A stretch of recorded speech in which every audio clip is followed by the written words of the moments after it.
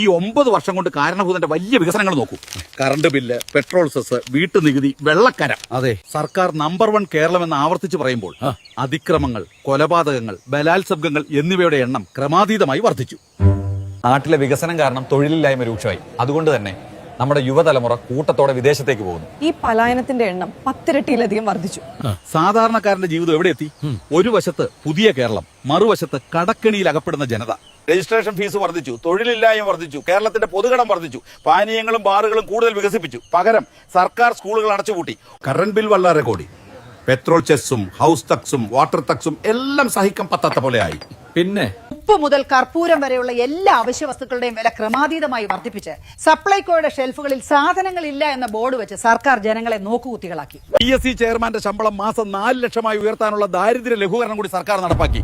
പൊതുജനം ദുരിതാശ്വാസത്തിനായി നൽകിയ പണം പോലും തട്ടിയെടുത്ത് സഹകരണ ബാങ്കുകളിലെ കൂട്ടക്കൊള്ള, ജനങ്ങളിൽ നിന്ന് ഹരിതകർമ്മ സേനയുടെ പേരിൽ മാസം തോറും പണം പിടിച്ചു വാങ്ങാനുള്ള ഒരു കൊള്ളസേനയെ സർക്കാർ ഉണ്ടാക്കി.